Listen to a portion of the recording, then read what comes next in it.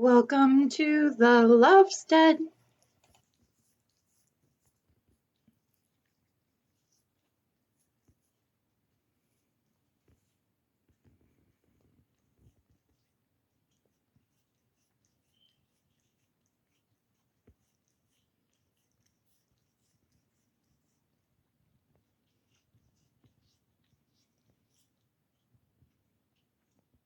Hello, welcome back to Lady Lovestead Reads. My name is Jessica, and this is my December vlog.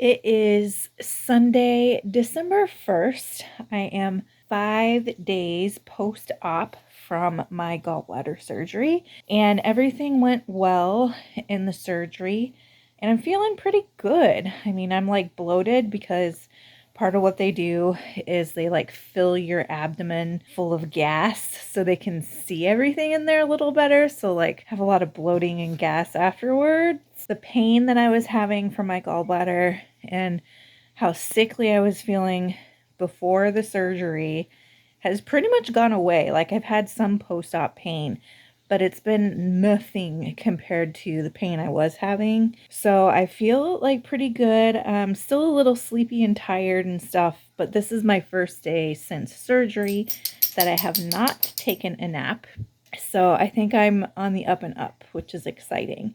I'm currently doing reading sprints with readers over at the Killing Time with Cozies book club, and I'm going to be finishing Phantasma by Kaylee Smith.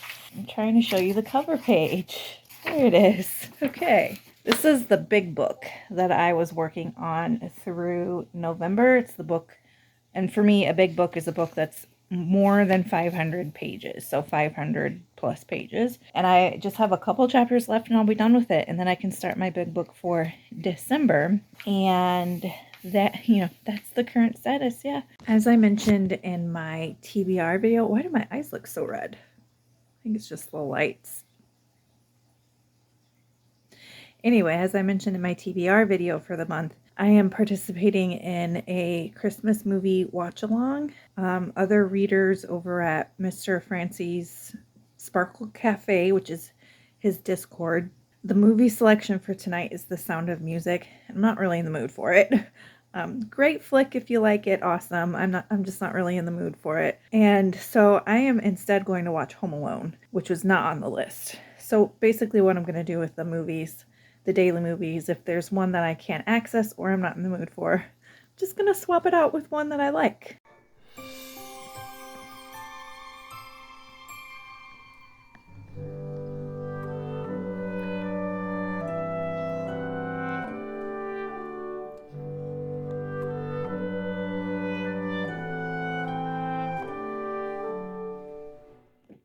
Hello, it is Monday, December 2nd, and I'm trying really hard to get back to normal post gallbladder surgery, and things are mostly going pretty well. I just am today having some fatigue that I didn't have yesterday.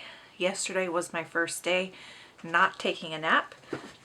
Today I did have to lay down for a second. I go back to work on Wednesday, so I've got one more day off after this to get it together, which is kind of unfortunate. I wish I had a little bit more time. But I do, thankfully, I go back on Wednesday to teach, because I teach class Wednesday. Wednesdays are a teaching day. And then I get Thursday, Friday off. So I will have a little bit more time. It's just Wednesday. I've got to have it together enough to actually be in the classroom. So that's where we're at with that.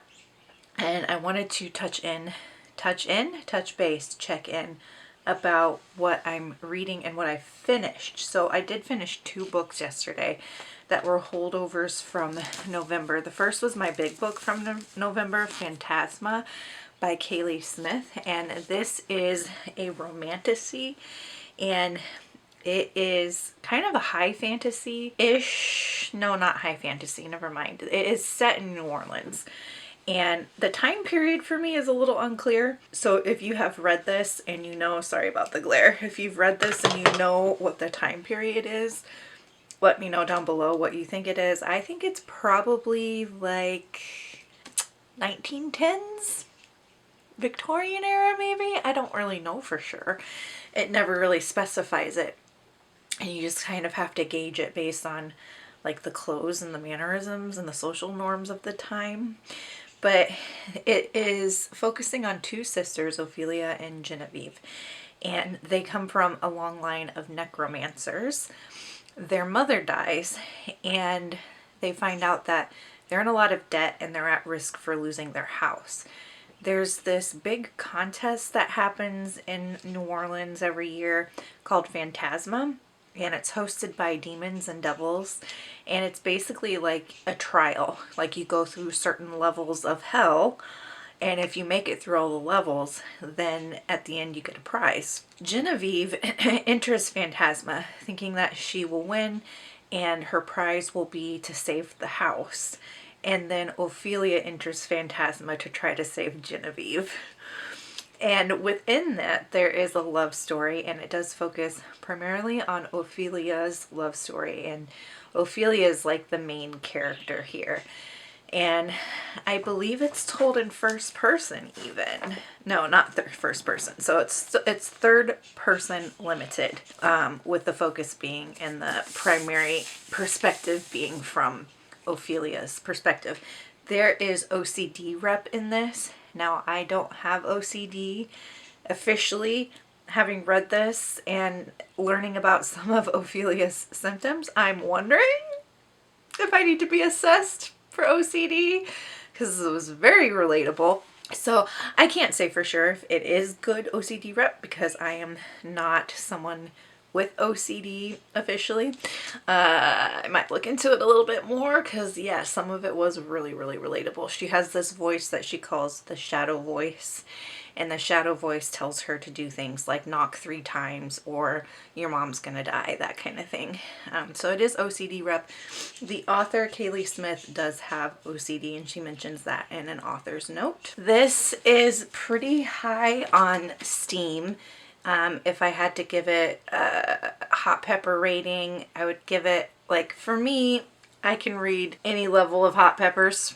Okay, romance girlies will know what I'm talking about here. Hot peppers I use to rate basically how graphic or detailed the sex scenes are, right? The steam. And I would say this is like a 4 hot pepper rating. 4 out of 5 hot peppers, meaning there's a lot and it's very detailed. And, you know, I do like to share that in case that is something that people don't like or do like or whatever. To me, it doesn't really matter. I find that as long as it is a part of building the relationship in the romance, I can do any level of steam. But there's Cherry. Yeah, it's quite steamy. Let me read you some quotes to see if you would like the writing style.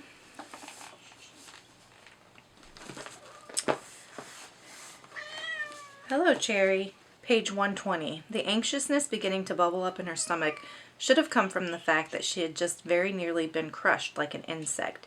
Instead, it was the idea that the voice in her head had just chuckled at the prospect of her demise, making her buzz with fear. So that voice in her head again is the shadow voice. Yeah, Cherry. Cherry doesn't have a shadow voice. She's a perfect angel. Aren't you? Yeah. Page 184.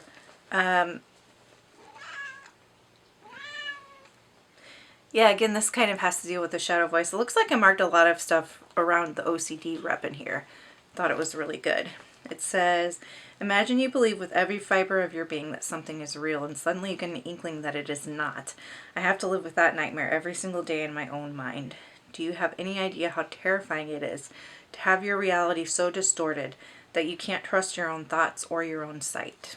And I think this is my favorite quote from the book, page 215. Besides, if all of my inner demons were destroyed, there wouldn't be much left of me.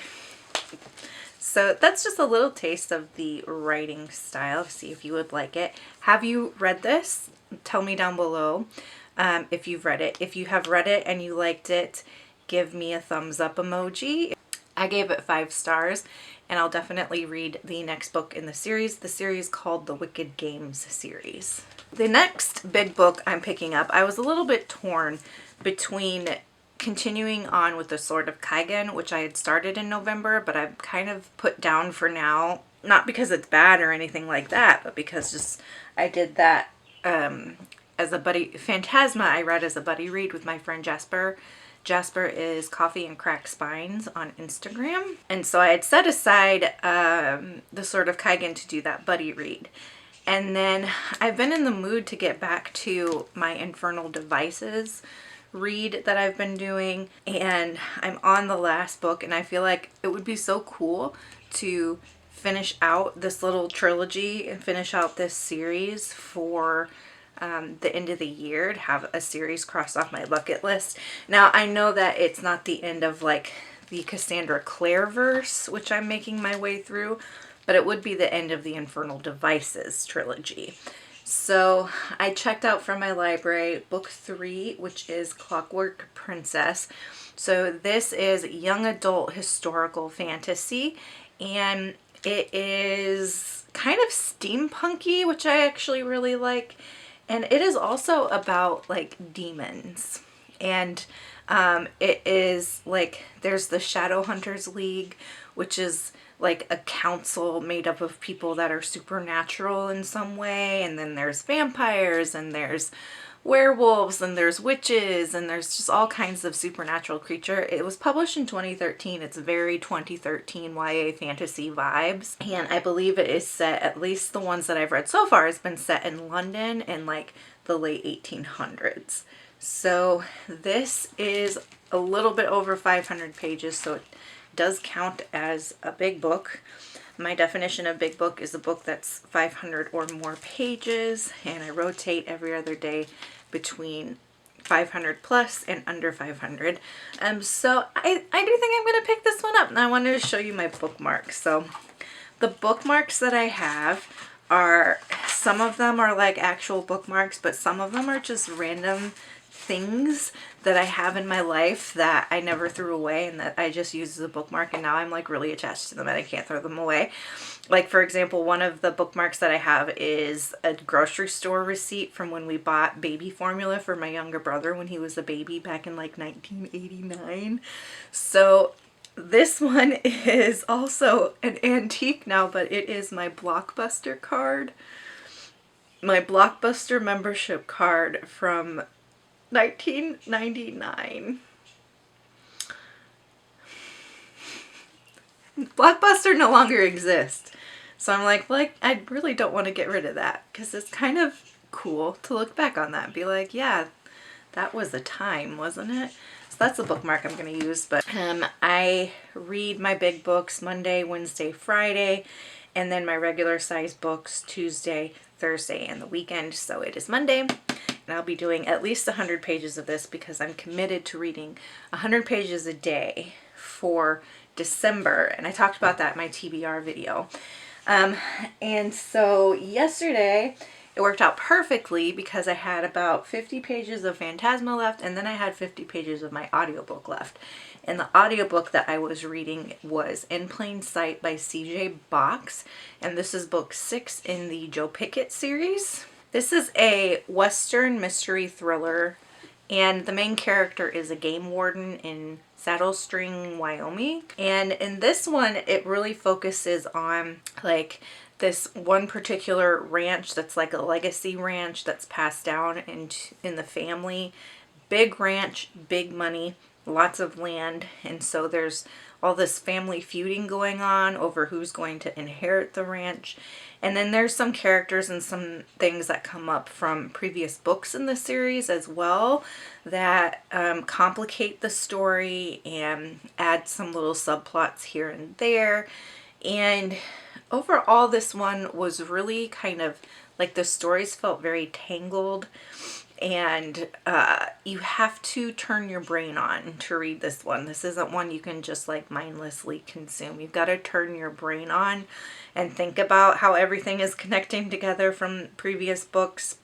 And honestly, the end of this one, I do not know who Joe is going to be as a person, Joe Pickett in book 7. Like, I feel like this was a really, really defining moment in this series. And yeah, I don't know who he's going to be moving forward. So lots of questions left, lots of cliffhangers left over, but also a lot of like smaller storylines and threads of plot like wrapped up too.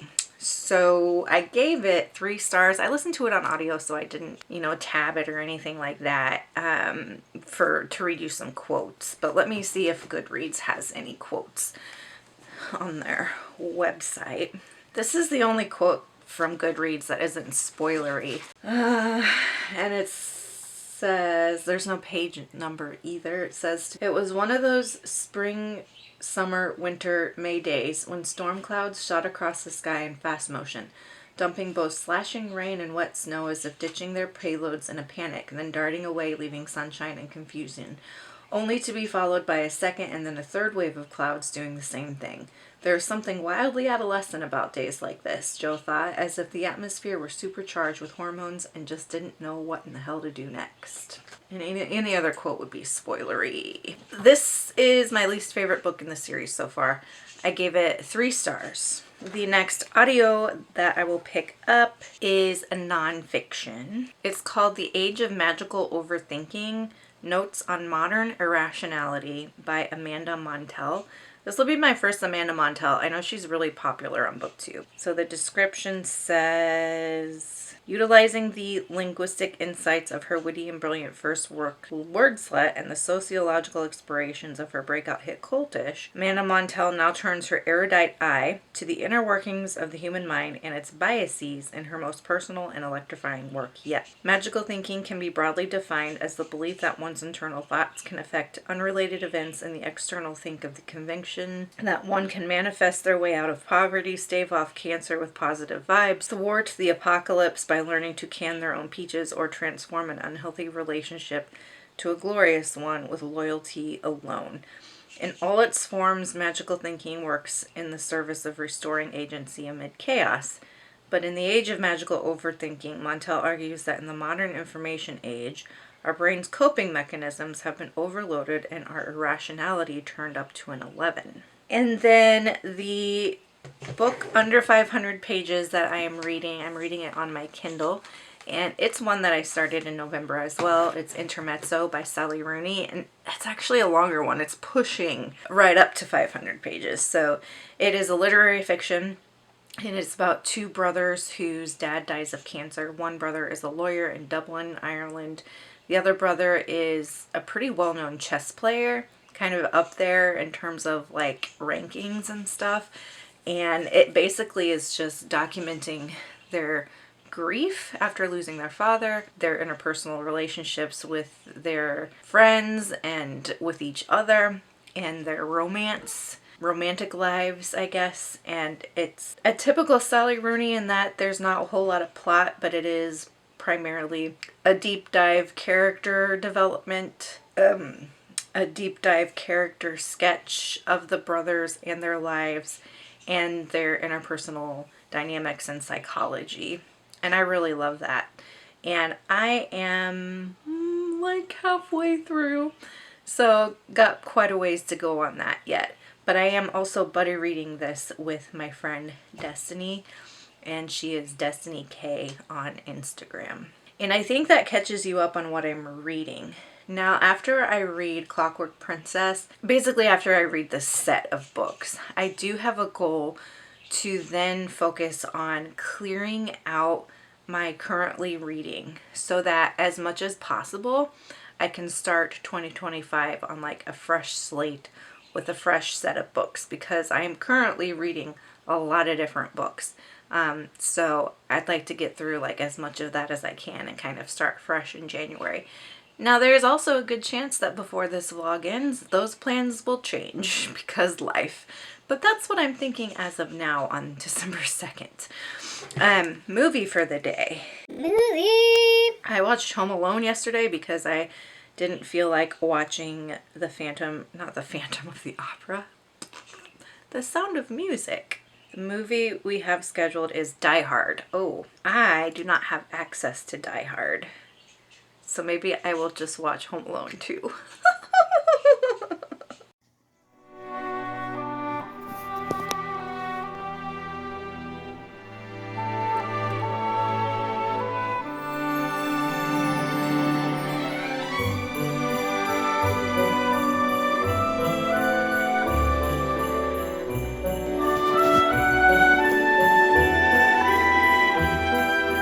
Those fairy tales have never been told like this.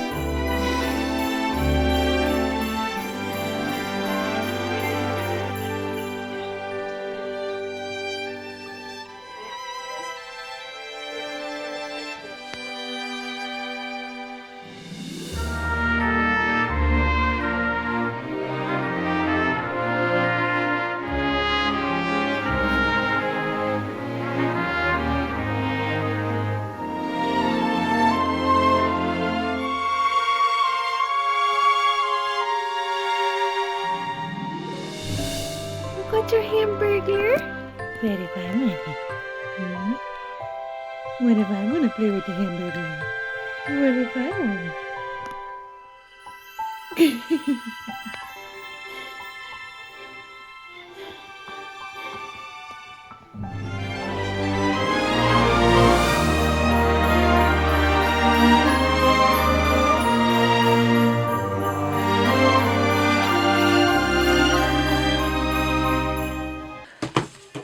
Hello, it is Wednesday, December 11th, and things are going pretty well in terms of surgery recovery.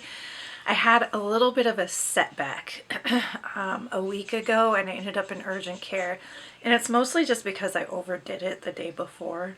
So lesson learned, and I've got my little halo. See the halo, see the halo.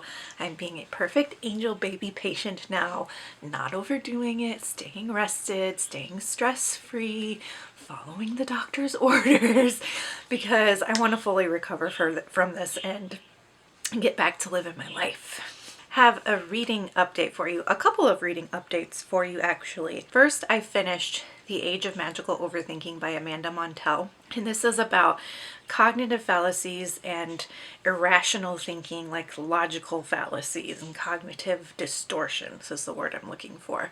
It was really good, and she talked about things like fandom, you know, like the Taylor Swift fandom. She talks about things like pseudoscience and the wellness industry and online spiritual gurus and things like that. And it is a very like cognitive science based book, but it's also pretty accessible.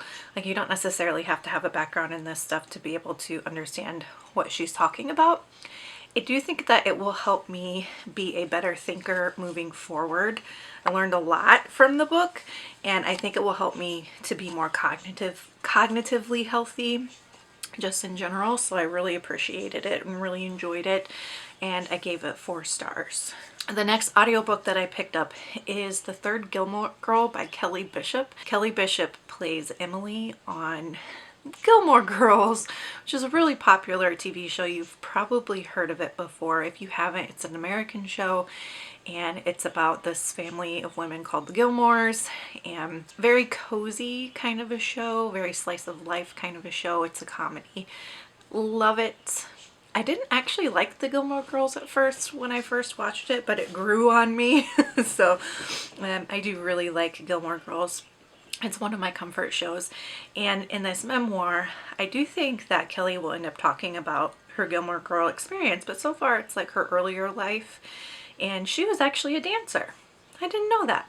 She was a ballerina, which is amazing. I love ballet. Love ballet. I love ballet themed shows, books. I love going to the ballet. I at one point tried to be a ballet dancer. Didn't work out very well, but I tried. So I think that's really neat that she has that in her history. And now we're in like her early 20s in 1970s New York City, where she's getting into Broadway and dancing with different companies in New York. And she's a really interesting person. I like her attitude. I like listening to this on audiobook because she does read it herself, so hearing her story told in her voice is really nice. I'm about 30% of the way through it so far. For my book over 500 pages, I'm still working on Clockwork Princess by Cassandra Clare and really enjoying this. I'm about halfway through, and I think this is my favorite one in this particular trilogy. I, at this point, am really invested in the characters. I feel like I'm comfortable in the world now, where it's not taking a lot of brain power to like remember the magic systems and things like that. And there are some really good quotes in this one too. This quote from Magnus Bane, I absolutely love it. My favorite quote that I've read in any of my books so far this week. It's on page 237. It says, "You asked me how I, being immortal, survived so many deaths. There is no great secret. You endure what is unbearable and you bear it. That is all." So yeah, enjoying this so far. I also finished Intermezzo by Sally Rooney. This one took a little while for me to get into, but once I did, I absolutely fell in love with these characters. Nobody does character development like Sally Rooney. She is just such an expert at character development and how each character's baggage interacts with the other to create relationship dynamics, and how those relationship dynamics create group and family dynamics. And she's just so good at it. I didn't want this story to end. I wanted to continue living with these characters and just going about their daily life with them ad infinitum. And I ended up giving this one 5 stars. The next book under 500 pages that I'm picking up is the Lovestead Buddy Read for December, and it is A Winter in New York by Josie Silver. I will just read you the dust jacket for this one. It says, "When Iris decides to move to New York City to restart her life, she realizes she underestimated how big the Big Apple really is. All the nostalgic movies set in New York she'd watched with her mom while eating their special secret recipe gelato didn't quite do it justice. But Bobby, Iris's best friend, isn't about to let her hide away.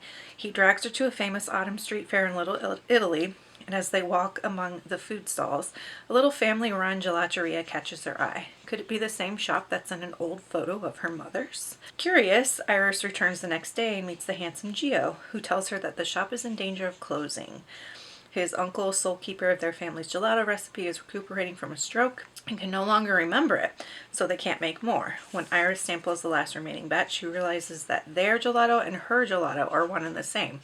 But how can she tell them she knows their secret recipe when she's not sure why Gio's uncle might have given it to her mother in the first place?" I'm about 1 chapter in of this. I started it last night, and it is exactly what the description says here. So Iris moves to New York after a bad breakup. Her mom has passed, so trigger warning for parent loss. And she's trying to basically rebuild her life and recuperate. And in the part that I read, they did go to the autumn festival where she stumbles across the gelateria. And that's kind of where I left off with reading. And so tomorrow I'll pick this back up and continue on. I like the writing style. The writing style is super bingeable. That's a reading update. I mean, I think that's pretty much a life update as well. Not really a whole lot to report. I've just been hanging low, resting, relaxing, trying to recover, trying to stay unstressed and unbothered. And I hope that your December is going well. December is one of my favorite months of the year. Hoping for snow, hoping for cold.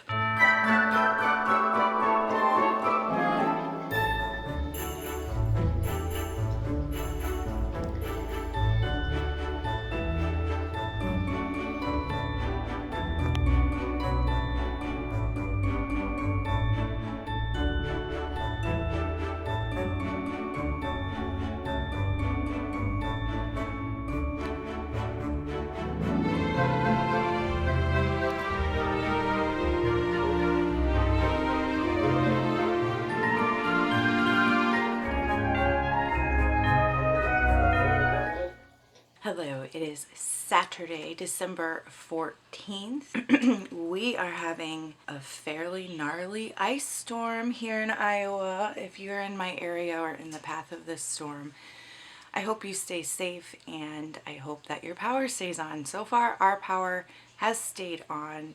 We're doing okay. Coffee, coffee, coffee.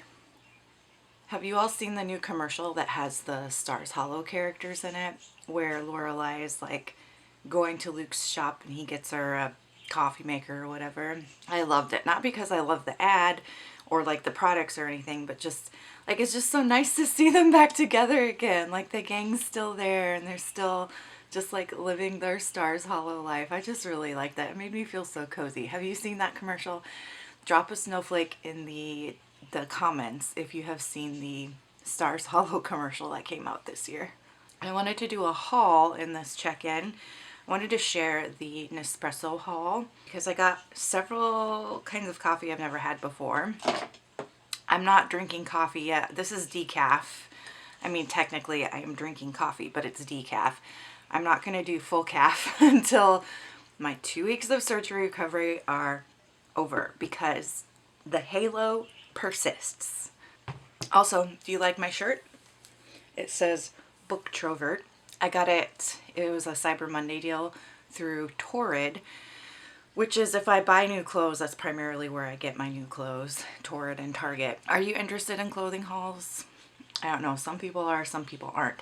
Leave a dress emoji if you are interested in clothing hauls. I only get clothing like twice a year, and half of the time it's thrifted, but I know we've got a lot of fashionistas out there. I wouldn't call myself a fashionista, but I'm trying to learn more about like what I like, what makes me feel good, and what I look good in. Let's do the Nespresso haul first. And then I do have books. First, I did get 2 more sleeves of the decaf I like, thank goodness, because I'm down to like my last handful. But I like the decaf Malazio. That is my favorite decaf. And then I got regular jet fuel version of just the normal Malazio, 2 sleeves of those. Malazio is my favorite, so gotta load up on them. And I believe there are 10 pods in each sleeve.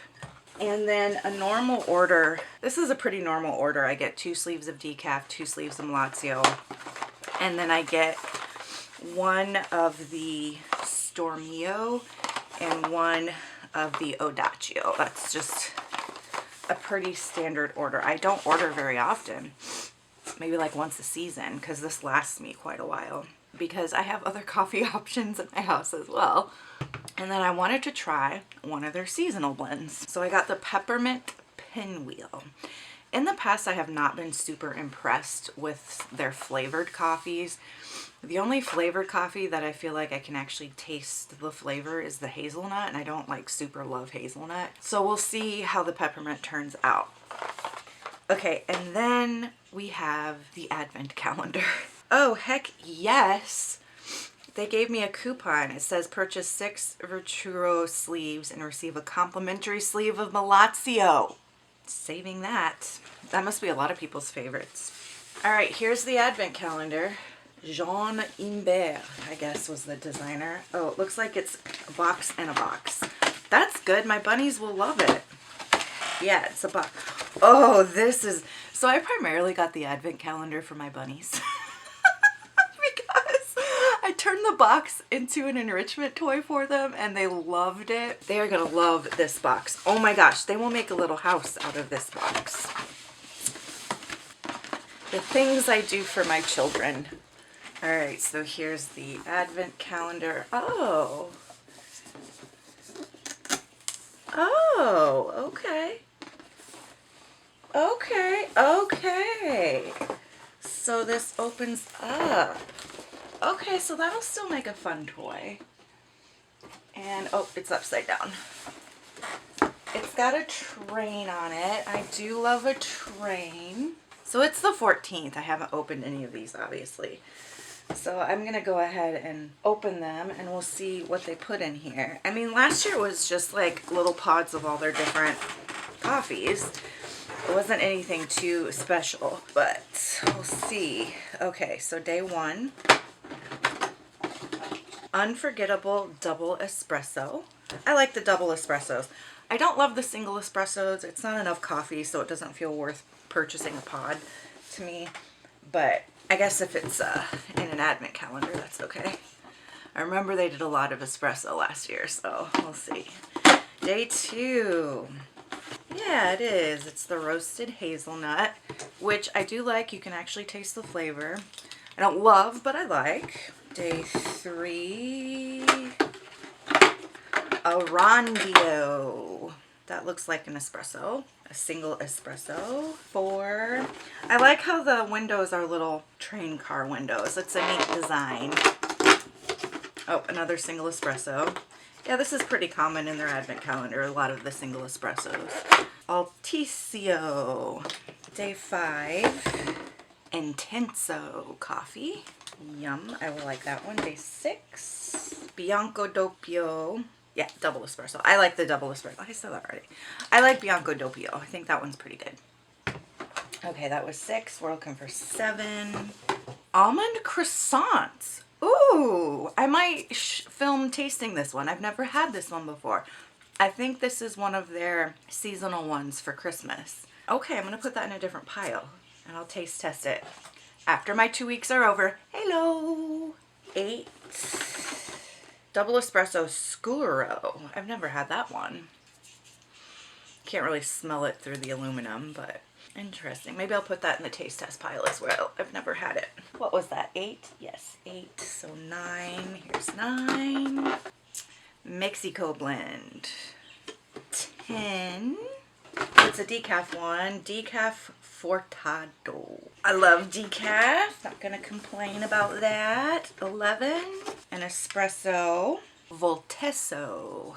12. Sweet vanilla coffee. I've had this before. I don't really taste the vanilla in it. 12. 13. Almost there, guys. Ristretto espresso. Oh, I like the way... Yowie, it still hurts to bend over. Whew. I like this pod. It's giving Night Circus by Erin Morgenstern. But yes, this is an espresso. And then, okay, this one, and we'll be cut up. 14. Peanut and roasted sesame flavor.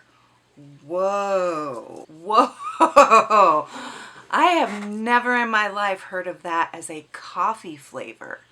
Peanut and roasted sesame coffee? I'm definitely going to taste test this in the vlog. Have any of you ever heard of this? Leave a coffee mug emoji if you've heard of this before. If you tried it, tell me how you like it. Wow, peanut and roasted sesame. Okay, I will try this at some point in this vlog and let you know what I think. So I've got a pile of 3 here to taste test. About 10 more days to go in the little advent calendar here. And then I'll be able to give it to my bunnies and they will be so happy. Or hoppy. I do have a book haul for you. I'm going to be working on my book buying habits in 2025 and just like my spending habits in general. 2024 was a really rough month for me financially. I had major house repairs, major car repairs, vet bills, surgery, and I'm okay, but I need to recover, if you know what I mean. Like, the savings account is hurting. So I need to be super, super frugal in 2025 to recoup my losses.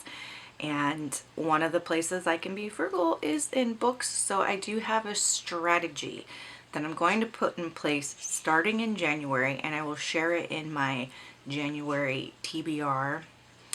Because in my TBR video, I'm going to go over my goals for the year. So I'm allowing myself to buy some more books before the book buying ban kicks in. And I don't know that I want to call it a ban. I want to call it more of a challenge because it's ban sounds so punishing. I'll see if I can come up with a name for it. If you have name suggestions for it, leave them in the comments below. So I got my book of the month haul, the last one for 2024. So here we have The 13th Child by Erin A. Craig. This is a young adult dark fantasy, and I read reviews of these before I bought them, and this one got really, really stellar reviews. People are saying that it made them cry, so I will read you the description here. It says, Hazel Trapus has always known she wasn't like her siblings. Oh no, not like other girls. I don't love that trope, but here we go. A 13th child promised to one of the gods. She spends her childhood waiting for her benefactor, Merrick, the god of death, to arrive and take her away. When he does, he lays out exactly what he's planned for Hazel's future. She will become a great and celebrated healer. To aid her endeavors, Merrick blesses Hazel with a gift, the ability to instant deduce the exact cure needed to treat the sick. But all gifts come with a price. Hazel can see when death has claimed a patient and is tasked with ending their suffering permanently. Haunted by the ghosts of those she's killed. Oh, wow, what a job. Hazel longs to run, but destiny brings her to the royal court where she meets Leopold, a rakish prince with a disdain for everyone and everything. And that's where Hazel faces her biggest dilemma yet. Should she save the life of a king marked to die? Okay, I can see why this made people cry. Hazel knows what she is meant to do and what her heart is urging her toward. But what will happen if she goes against the will of death himself? Oh, wow. The next one, I've heard really, really good things about this one. It is, you good? It's a contemporary literary fiction. Definitely Better Now by Ava Robinson. This one I know is about a recovering alcoholic and her journey on sobriety. Her journey in sobriety. Prepositions are hard. Another contemporary literary fiction, Pictures of You by Emma Gray. Jan Agaton mentioned that this was one of her favorite books of the year, possibly her top book of 2024. She and I align really well when it comes to lit fic. So this one says Evie Hudson should be grieving her dead husband, but since the car crash that claimed his life and landed her in the hospital, she can't remember him at all. The only person who can help her piece her past together is her high school best friend, Drew Kennedy. When snippets of her memory start falling into place, Evie wonders exactly how she ended up in a life that couldn't be further from the one she dreamed of. This time around, she's seeing all the things she missed and the life she gets to choose again. Wow. Oh my gosh, these sound incredible. Another contemporary literary fiction. I haven't heard anybody talk about this one, but it's I Might Be in Trouble by Daniel Aleman. So this one says, life is tough, moving a dead body is tougher. A few years ago, David Alvarez had it all, a six-figure book deal, a loving boyfriend, and an exciting writing career. His debut novel was a resounding success, which made the publication of his second book a total flop, all the more devastating. Now David is single, lonely, and desperately trying to come up with a great idea for his next manuscript, one that will redeem him in the eyes of readers, reviewers, the entire publishing world, and maybe even his ex-boyfriend. The issue is, good ideas are hard to come by, and the mounting pressure of a near empty bank account isn't helping. But when David connects with a sexy stranger on a dating app, he figures a wild night out in New York City may be just what he needs to find inspiration. Lucky for him, his date turns out to be handsome, confident, and wealthy, not to mention the perfect distraction from yet another evening staring at a blank screen. After one of the best nights of his life, David wakes up hungry, hungover, but giddy, only to find Prince Charming dead next to him in bed. Well, that sounds like the making of his next book. And the last one that I got is Alice Feeney's new thriller, Beautiful, Ugly. A lot of these books, so it's interesting when I get book of the month because sometimes I notice themes between the books that I order. Like last month, I think there was like a motherhood theme. This month, there seems to be a theme involving memory because this one says author Grady Green is having the worst, best day of his life. He calls his wife Abby to share some exciting news. Author Grady Green is having the worst, best day of his life. He calls his wife Abby to share some exciting news as she is driving home. He hears Abby slam on the brakes when she sees something in the road ahead. Over Grady's protest, Abby gets out of the car. When he eventually finds her car by the cliff edge, the headlights are on, the driver's door is open, her phone is still there, but his wife has disappeared. A year later, Grady is still overcome with grief and desperate to know what happened to Abby. He can't sleep and he can't write, so he travels to a tiny remote Scottish island. Alice Feeney seems to like remote Scottish islands. To try and get his life back on track. And then he sees the impossible, a woman who looks exactly like his missing wife. I'm hearing good things from people who have read this one. Next, I looked on my Amazon bookish wish list for books that have been sitting on that wish list for a while that I want. And I specifically tried to hone in on books that my library doesn't have. The first is one I've been wanting to read for a while. It is a historical romance featuring a trans woman. It's called A Lady for a Duke by Alexis Hall. Now, I'll admit, historical romance, I usually don't like it, but I've been really curious about this because of the trans rep. So this one says, when Viola Carroll was presumed dead at Waterloo, she took the opportunity to live, at least as herself. I'm guessing came out as trans. But freedom does not come without a price, and Viola paid for hers with the loss of her wealth, her title, and her closest companion, Justin de Vere, the Duke of Gracewood. Only when their families reconnect years after the war does Viola learn how deep that loss truly was. Shattered without her, Gracewood has retreated so far into grief that Viola barely recognizes her old friend and the lonely, brooding man he has become. As Viola strives to bring Gracewood back to himself, fresh desires give new names to old feelings, feelings that would have been impossible once and may be impossible still, but which Viola cannot deny, even if they cost her everything all over again. Oh my gosh. I'm going to read this, I think, for a video project I'm doing, trying to figure out if I read romance incorrectly. Stay tuned for that video. This is going to be one of the books I read. One of the followers, content creators that I really like on Instagram is Jeffrey Marsh. They are non-binary trans, and they talk a lot about mental health, trans related issues, and they're just such like a loving presence, just beautiful loving presence. And they have a book called How to Be You by Jeffrey Marsh. Stop trying to be someone else and start living your life. It says that the book is an interactive experience that invites you to make the book your own through activities such as coloring and charts, answering questions about how you do the things you do, and discovering patterns in your life that may be holding you back. So it sounds like self-help, but I love Jeffrey and just wanted to support them, so I bought their book. And then for this haul, here's the last one. This isn't the last one I got. I think I still have 2, maybe 3 more on the way, and then, you know, if I get anything for Christmas that is a book or bookish related, I'll haul those as well. One of the books that I'm constantly rereading is Mooncakes. It's just a super cozy graphic novel, so I was looking for more super cozy graphic novels, and I got The Tea Dragon Society by Katie O'Neill. I work with a gal named Katie O'Neill. Katie, is this you?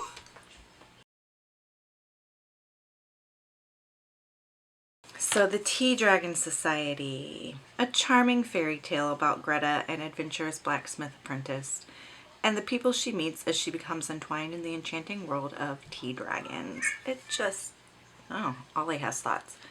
It just looks so sweet and cozy. Oh, and she has a book called Dewdrop about an axolotl. Oh, I might have to add that to my wish list. So icy. Stay safe, everybody. Thankfully, I can just stay home. This is my little fig tree, and it has suddenly had like an explosion of new growth. So it is an Olympian fig. I had it outside through the summer, and it didn't do so well, actually. So when I brought it in, I just had this branch and these 2 dying leaves. And since bringing it back inside, it grew a whole new branch with these like gorgeous, luscious, big leaves. And then this branch started to produce some new green leaves too. So these will probably fall off soon. So I'm thinking that this is just going to be an indoor tree because it didn't do very well outside this summer. But now we're rocking and rolling. Hello, it is Tuesday, December 17th, and I'm getting ready to go to the barn to see Doll. I'm not going to do any work. I'm not going to ride her. I'm just going to brush her and love on her. The halo is still haloing. I have got 2 more weeks to go before I'm cleared to go back to like normal activities. But I wanted to do a reading update. I finished The Third Gilmore Girl by Kelly Bishop, and I liked it.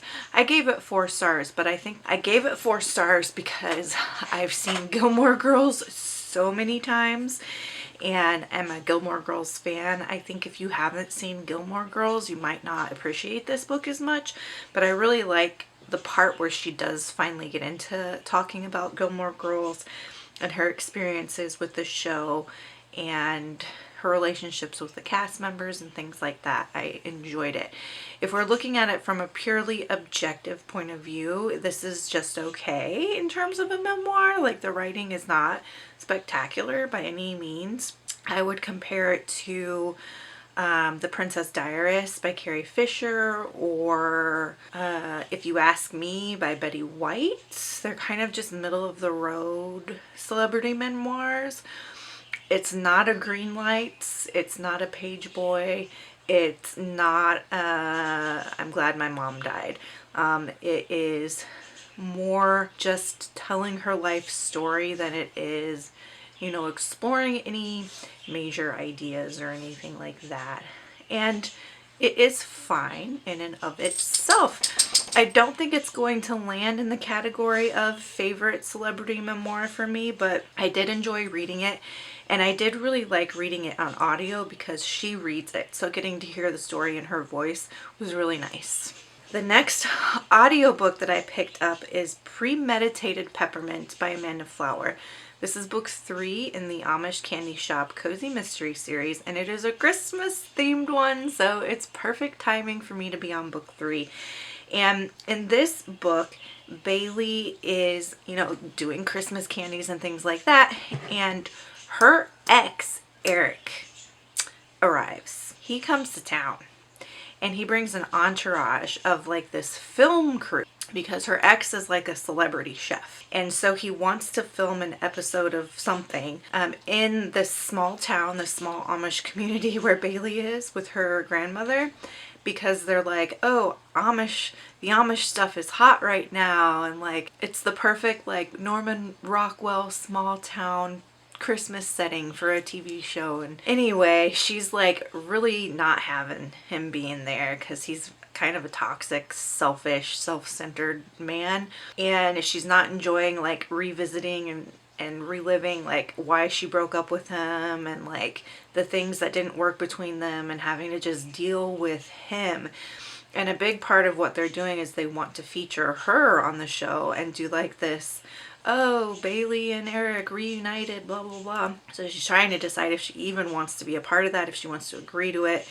And it's tense because she has this other love interest and they haven't fully started dating, and they've just kind of toyed with the idea of dating but haven't like dived in yet. And so Eric being there is like really creating some tension with her other love interest. And then there is a murder, and I won't tell you who, but of course it's going to throw a monkey wrench in everything, and now they have to solve the crime.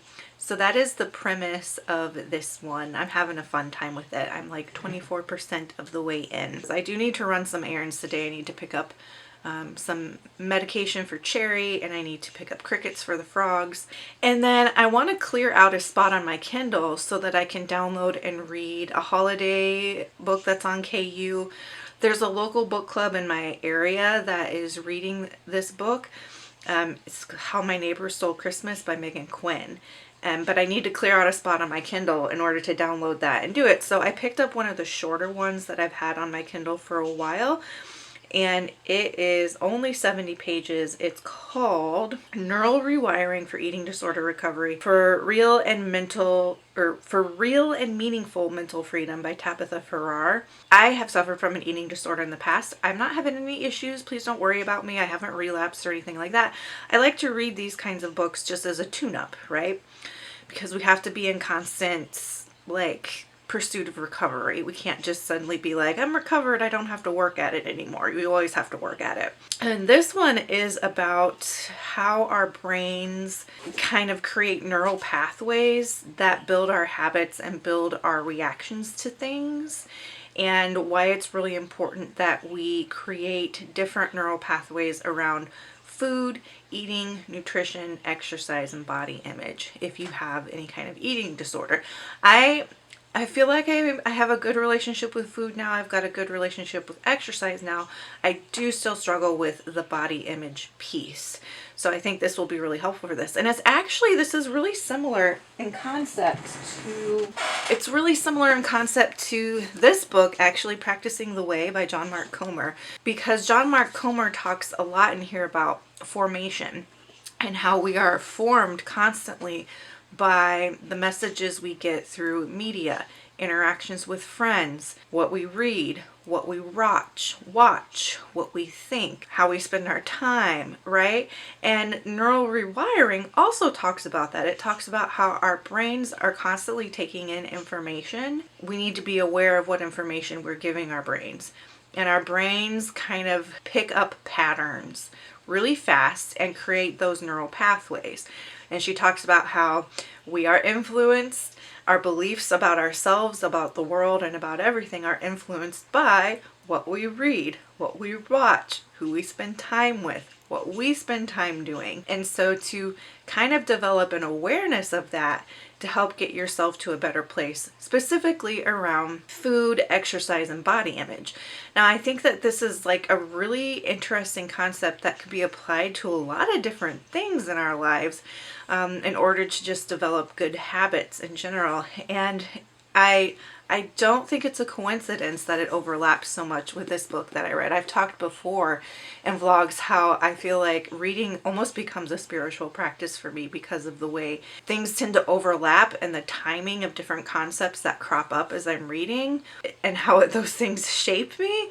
So, just a little interesting moment here, I guess. That book is only 70 pages, so I got like halfway through it in one sitting, and we'll probably get the rest of the way through it today and clear a spot so I can check out that other book on my Kindle. I'm not actually going to start reading that book yet because tonight I want to work on reading A Winter in New York.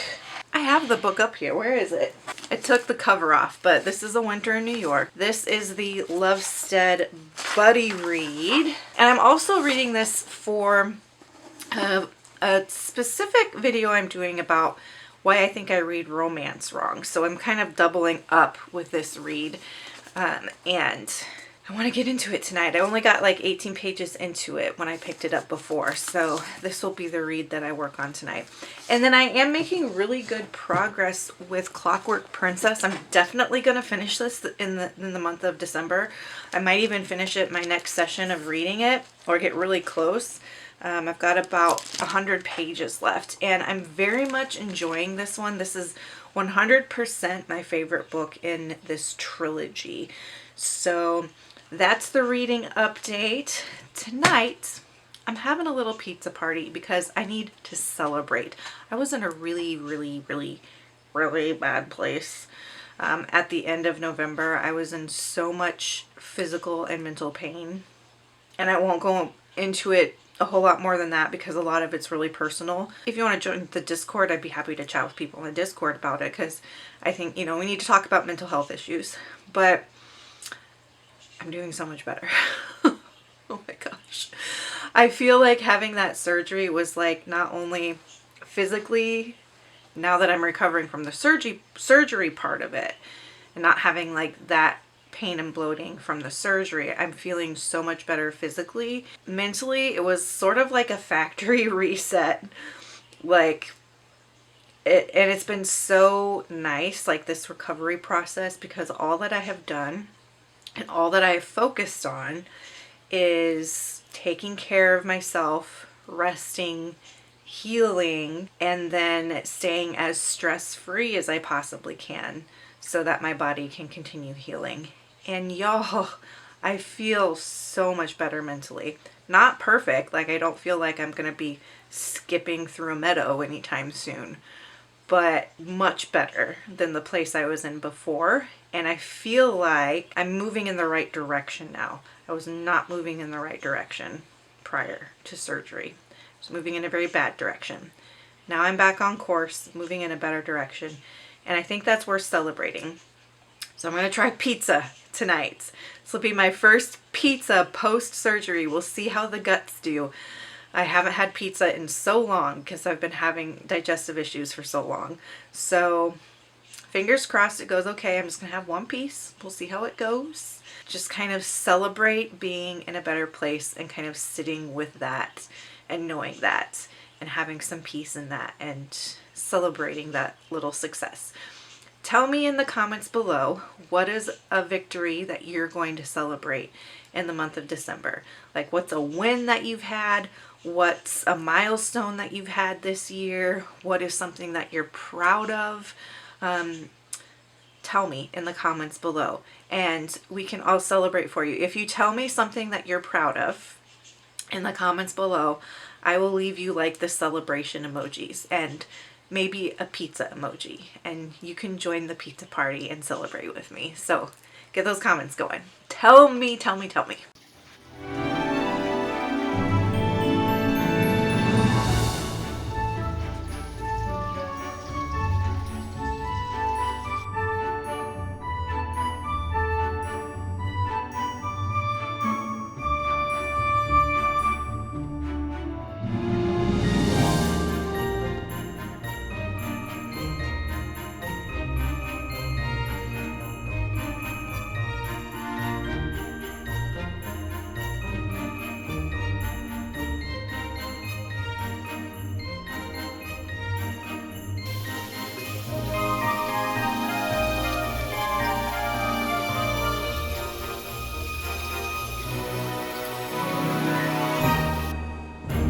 Hello friends, it's actually Thursday, January 2nd. I got so caught up in the holiday spirit, I didn't vlog at all. I just like rested and was cozy and enjoyed the holidays, and so I did read some books. I couldn't tell you right now where I left off on my updates for the vlog, but I will definitely share about what I read in my wrap up for the month.